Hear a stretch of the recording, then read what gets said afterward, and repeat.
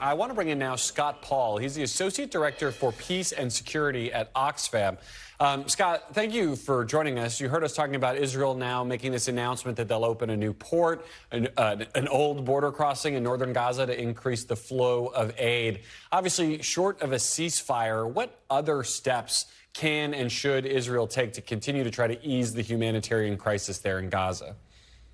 Well, as you said, these are welcome steps, but we have to change our mindset to really understand what's necessary to save lives in Gaza, and especially in northern Gaza right now.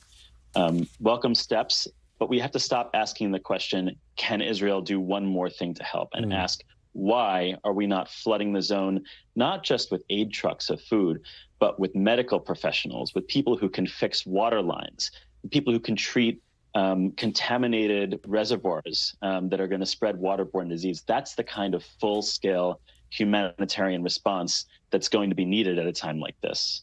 Scott, is part of the answer to that question that organizations just don't feel safe sending those people? I mean, talk to me about the results of this investigation, the accountability. Does that do anything to send a message that it is safer for aid groups to bring their professionals into Gaza to deliver that kind of aid?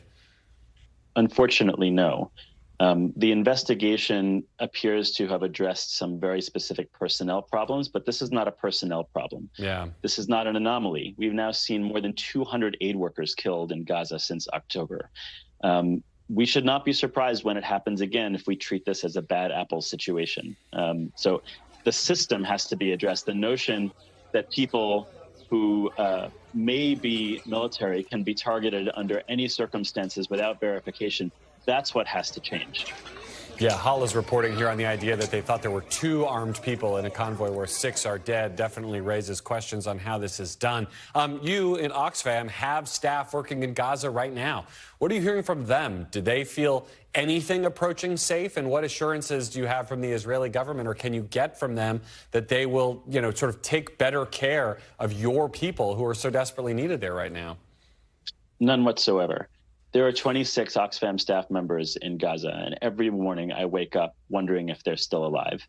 They told me back in October, when they were talking with our people who manage security, that they have no good choices. They could move to the south, they could stay in the north, they could stay in a guest house. It won't matter because we have no assurances of their safety. Every time an Oxfam staff member moves, we coordinate that movement with the Israeli authorities, and it's been made very clear to us.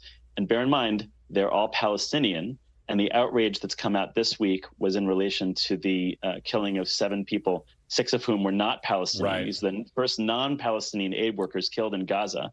So they still don't feel safe because they feel like it's a free fire zone on Palestinians. What does that deconfliction process look like? Is it just, we're driving from here to there in a car of this color? I mean, how in-depth is that effort to try to make sure the Israeli military knows your guys are good guys?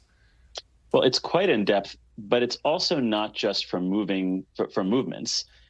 There's also offices and guest houses and other humanitarian facilities. These are fixed coordinates that humanitarian agencies supply to the Israeli authorities on a regular basis, and that has not spared those facilities from being hit by airstrikes.